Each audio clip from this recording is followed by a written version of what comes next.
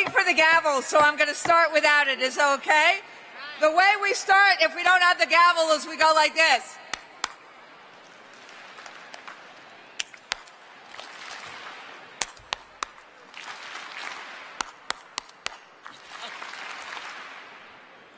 Good morning.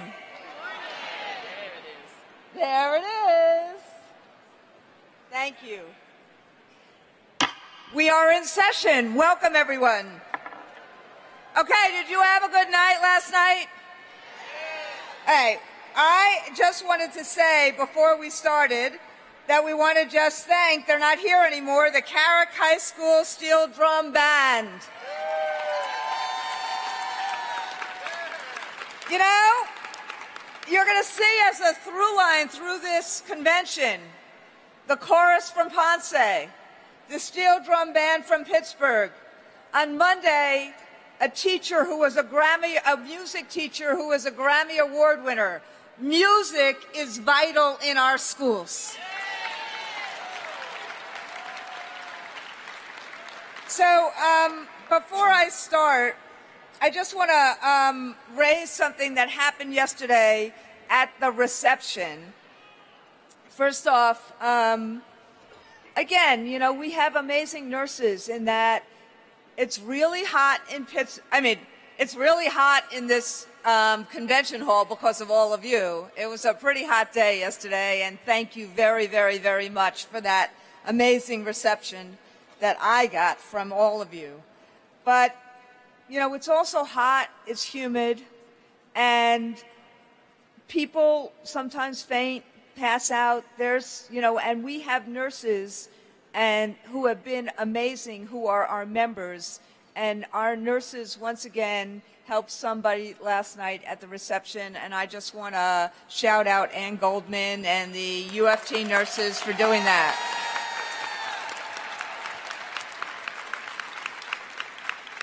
But the other thing is that we had, and look, we love the Heinz Museum.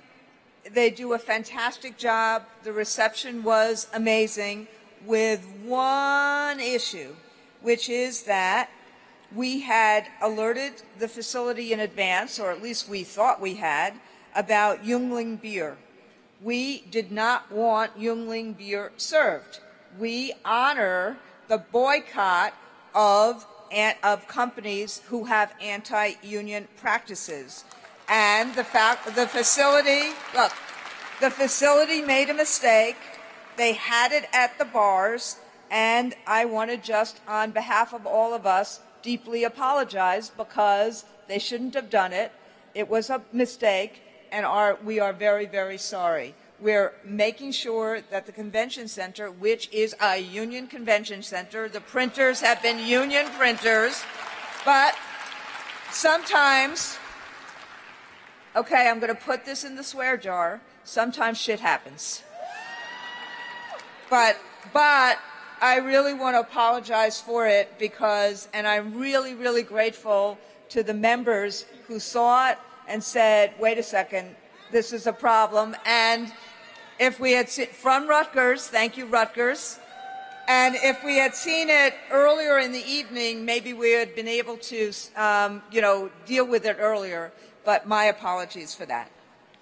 And now I want to get to the business. We have a couple of greeters, and then this is what we're going to do.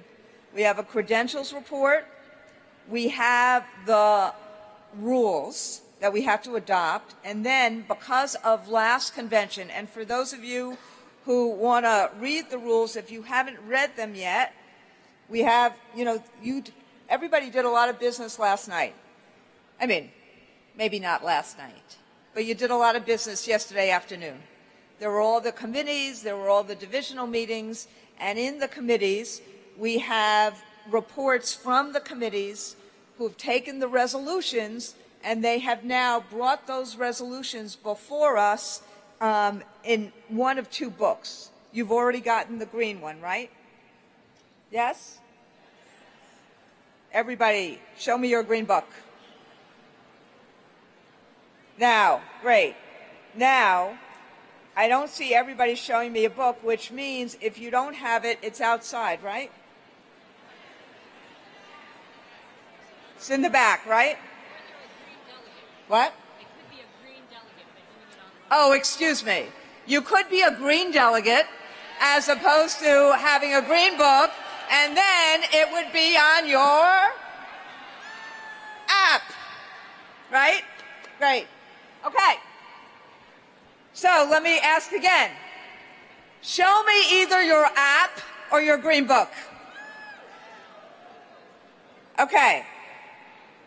The rules are, just in case people want to read them, and remember, we build on the rules for each convention. So the rules that you see here were the ones that were passed in the last convention.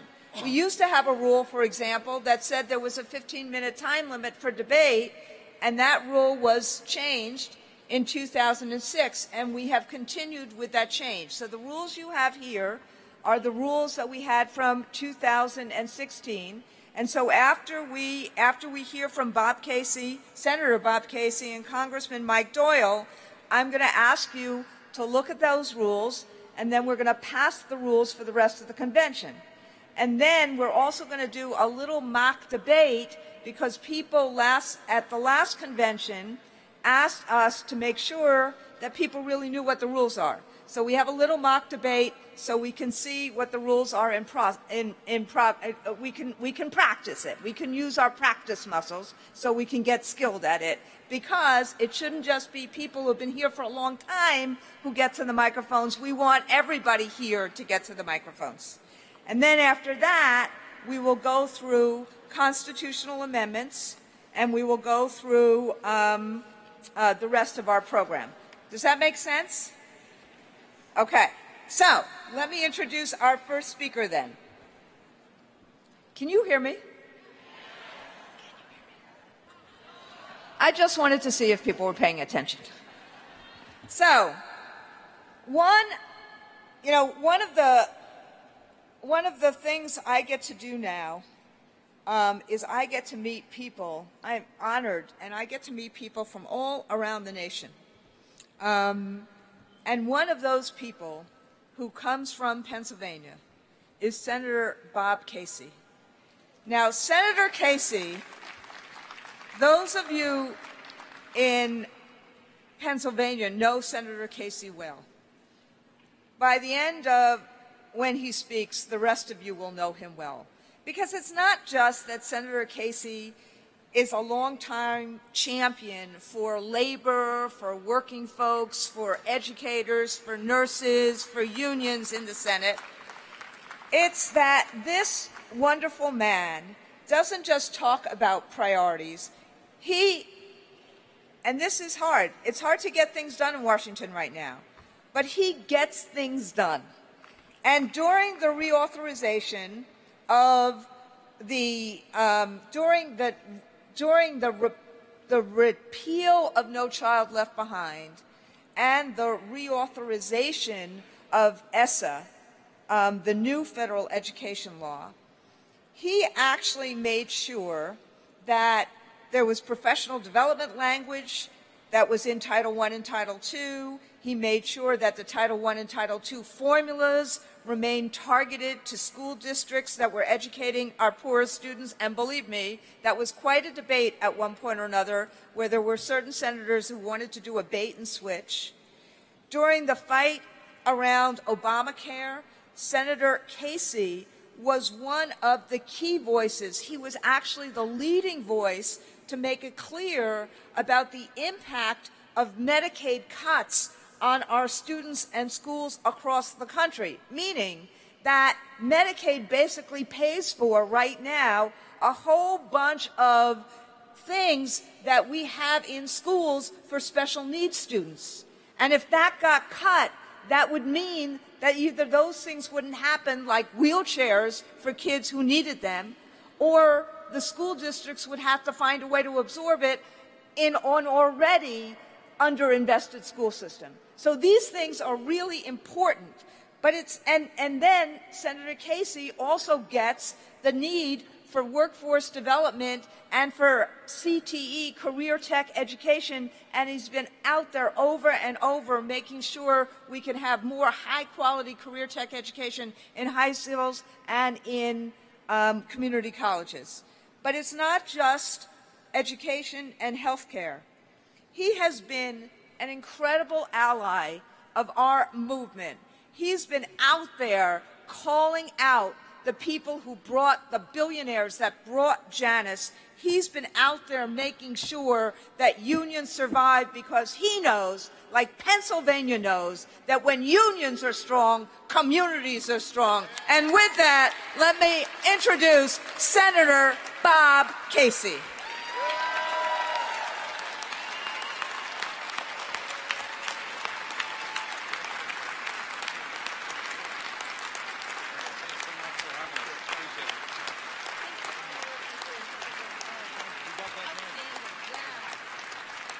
Well, thanks very much. I'm a little high here, but I'm okay.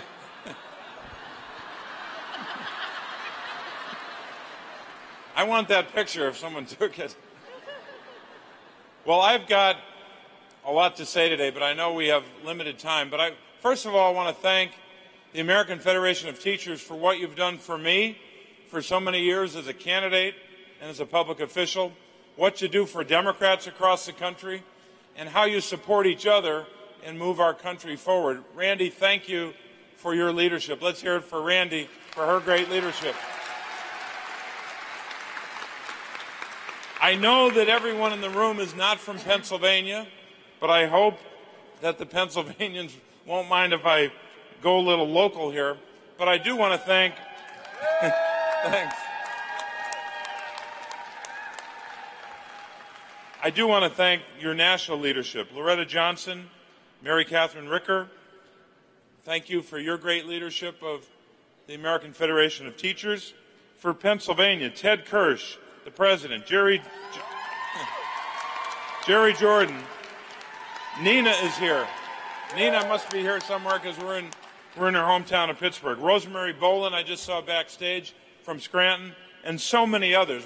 Congressman Mike Doyle is here, a Pittsburgher, and if I stay within my time, he'll get to talk, so we're honored he's here. Let me start with one sentiment. This isn't about a policy or a piece of legislation. It's about one word, dignity. The dignity of your work as teachers, as educators, and I'll go through a list, whether you're a teacher in the AFT or secretaries or bus drivers or custodians or nurses, all of the workers comprised under the broad umbrella of the AFT. Thank you for what you do for America every day, educating our children, moving our country into the future. And I know that on a lot of days, your work, your contributions, and your commitment is denigrated and attacked and undermined by the far right and plenty of politicians out there. I'm here to say to you, thank you, and never let them rob you of the dignity of your work, how important it is to America when you're educating our children and helping our country grow. And I do want Randy to know that backstage when she held up that booklet where she talked about caring and fighting, showing up and voting. That's my version of it.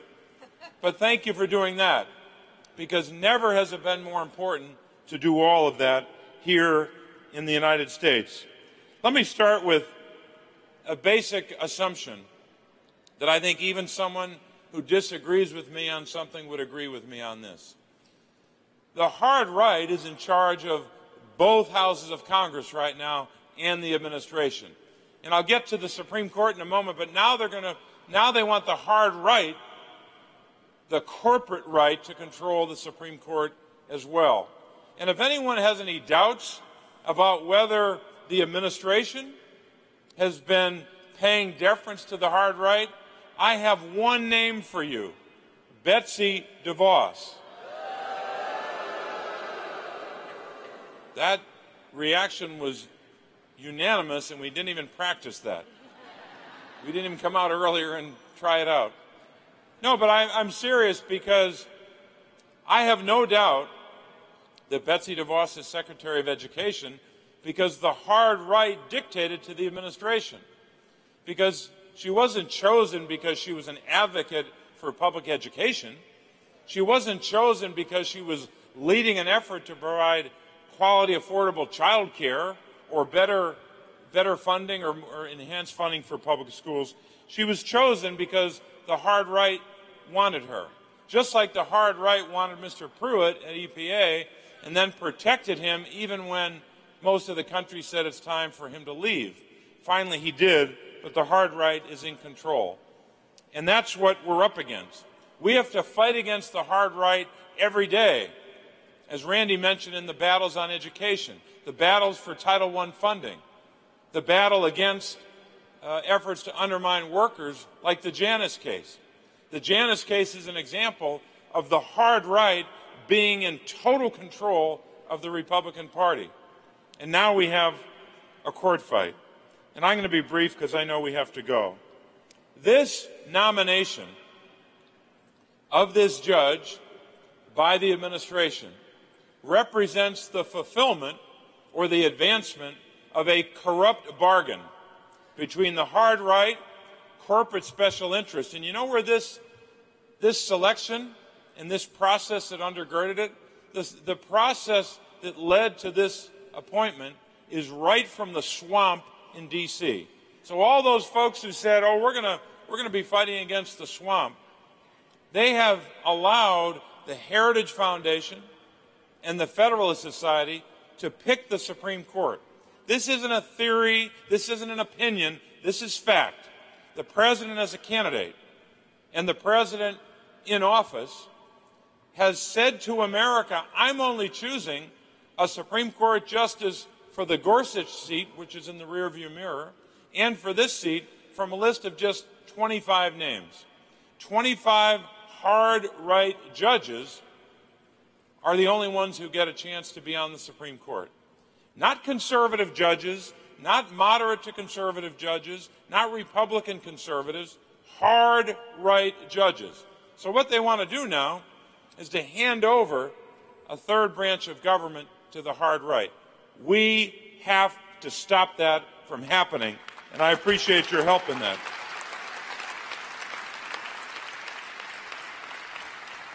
I was elected in 2006 and in 2012. In both of those elections in Pennsylvania, my opponent was on the right, even hard right in both cases. The people of Pennsylvania did not elect me to genuflect to the hard right. They elected me to stand up and fight for workers and for working families, not stand up for big corporations and the hard right. But just like Betsy DeVos, the president's nomination is the product of that corrupt bargain. What do they want to do? What's their agenda? You know what their agenda is. Janus is just the beginning.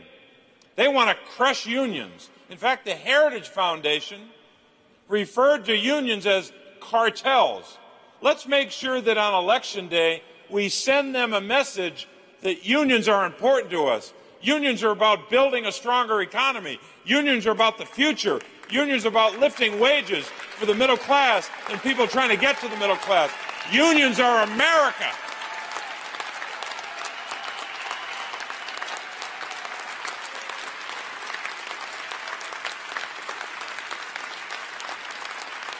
So,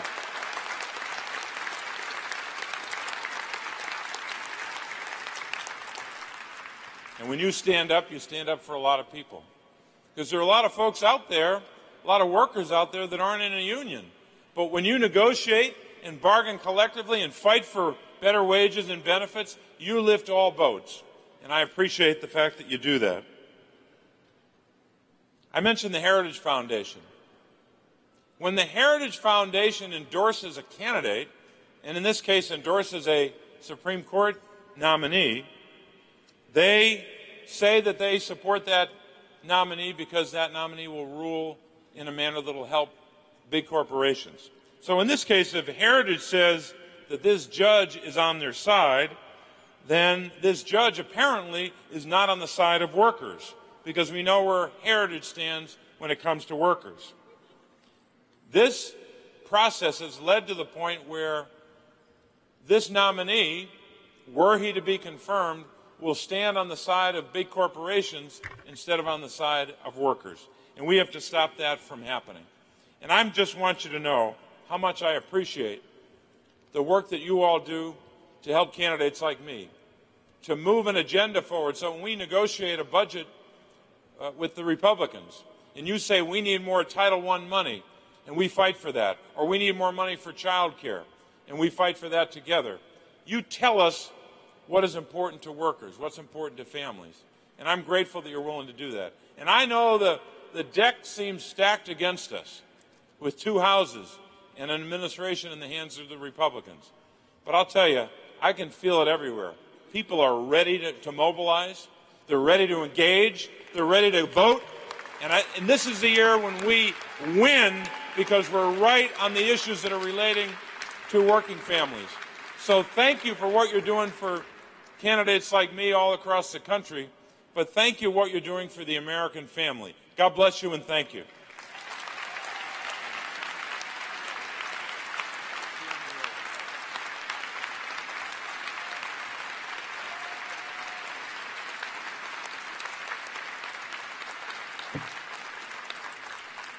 So now I am wearing my blue glasses so I can see. So he's amazing.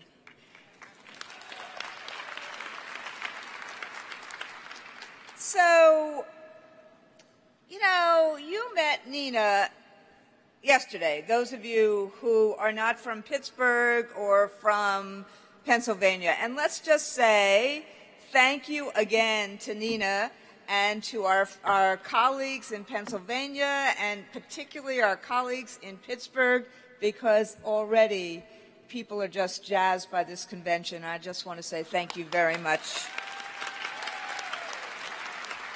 But if you get Nina on the topic, she will just tell you how, not just how supportive our next speaker is, but how he is the epitome of having your back.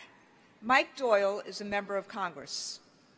And at a time when we really need members of Congress to stand up for Americans, he is always there with working folks on working families issues. And it doesn't matter what those issues are. You can count on Mike, on whether it's wages, whether it's health benefits, whether it's securing pension benefits, whether it's gun safety, fighting the Trump administration on separating families, leading the fight to make sure all Americans have equal access to the internet, regardless of their ability to pay. Mike Doyle is there walking the walk for us, caring, fighting, showing up, which is part of the reasons why we got to vote for him. This session in Congress, he supported restoring funds to community schools. There's a whole bunch of people out here who really understand what community schools are. Yes, he voted against cutting funding for professional development. He voted against the DeVos budget cuts, which, by the way, tried to cut funding for every single, not just 10%, 20%, 30%, every single after-school, summer school, class size, and professional development program that the federal government pays for. That's what her budget cuts were about. And he not only voted against that, but he led the fight against that. And he also led the fight against the Republican Trump tax cuts for the wealthy, and he led the fight against the repeal of ACA. Just like Senator Casey, who you just heard, Congressman Doyle, look, Pittsburgh is a union town, and it still is a union town. Congressman Doyle knows the values of unions, didn't miss a beat in terms of criticizing Janice, and I love this quote from him, which is why, as I have him come up, I will use it. Pittsburgh knows that unions are essential for a skilled workforce, a growing economy, and good-paying jobs. The Janus decision today undercuts the laws supporting workers and protecting their hard-earned rights. I will continue to fight for working Americans. That is what he does, and we are glad to be in the fight with you. Thank you, Congressman Doyle.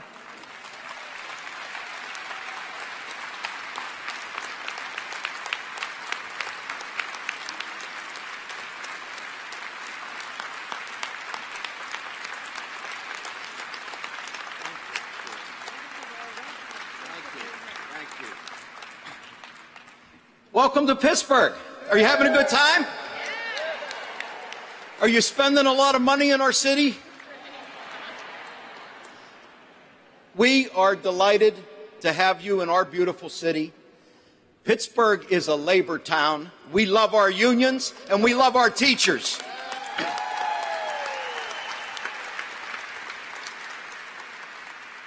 I grew up a blue-collar kid in Pittsburgh. My dad was a steel worker. His dad was a steel worker. When the Irish come over here to Pittsburgh, that's the jobs they got. Mr. Carnegie put them all in the mills. And, you know, when I was old enough to understand politics a little, I said to my father, I said, why are you a Democrat? And for my dad, he just broke this down in very simple terms. And he said to me, he said, Mike, he said, Democrats are for working people.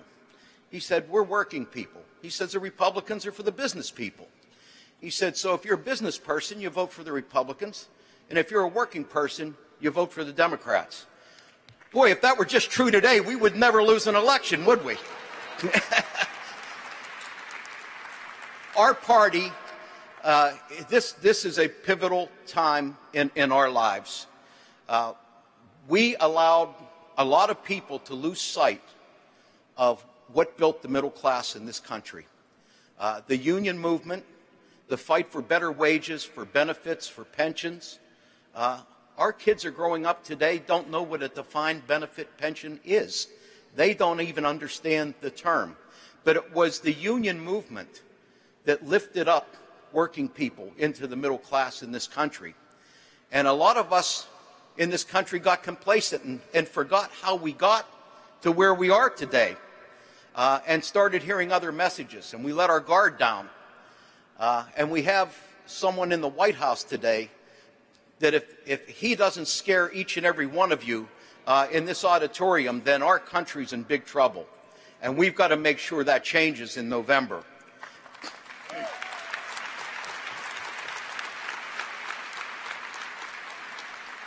This president has put people in place in his cabinet whose job seems to be to destroy the cabinets that they're in charge of. We don't need to look no further than the Secretary of Education, who doesn't believe in public education. How does she get that job? Betsy DeVos has never seen a charter school or voucher she didn't love. But she sure doesn't love our public school education. Well, let me tell you, our country's democracy depends on an educated population.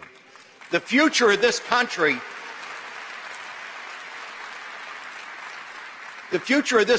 and we're seeing it here in Pittsburgh. This was a one-horse steel town when I was a kid. You look today, we're eds and meds, we're robotics, we're artificial or autonomous vehicles, artificial intelligence. We do a little bit of everything here. But a lot of people have a lot of economic anxiety about what this new technology means for them. Are they going to be able to get a job? Well, you know, the key to the 21st century economy, because here in Pittsburgh, we didn't sit around waiting for steel mills to come back. We picked ourselves up and we moved on. And we're so diverse now, there isn't any one industry that can hurt us. But we need to make sure everybody has their boats lifted in this 21st century economy. And the key to that is education. Education is the key to everybody participating in a 21st century economy. Brothers and sisters, let me just say this. You know, the Senate gets to filibuster. The House is time limited, so I will not take as long as Senator Casey did. And I'm a little mad at Bob because he didn't tell me the dress code today either, or I wouldn't have put this tie on. It's so damn hot out there. But let me say this to you. This, they say every election's important. This is really important. This is really important. In Pennsylvania, in the House, we're going to flip 4 to 5 seats in this state. More than any state in the country, we're going to start it right here. We started the revolution in a district that President Trump won by 20 points with a young man by the name of Connor Lamb. Nobody gave him a prayer to win that election. You know how Connor won that election? I talked to him. He was running in counties nobody thought he had a chance to win. He went door to door. He talked to people. You know what he talked about? He talked about their jobs. He talked about their wages. He talked about health care. He talked about their pensions. He talked about their kids being able to afford college and how much college debt they had on them when they got out of college and how they were going to pay that. He talked about the kitchen table issues that are the core of the Democratic Party. That's how he won that district. And that's how we can take back every district in America if we return to our roots and talk about the core issues that made us all Democrats. So, this is not a time to sit at home on your couch and watch television. This is a time to get outside and knock doors and make phone calls and drag people to the polls, and let's take our country back. God bless each and every one of you.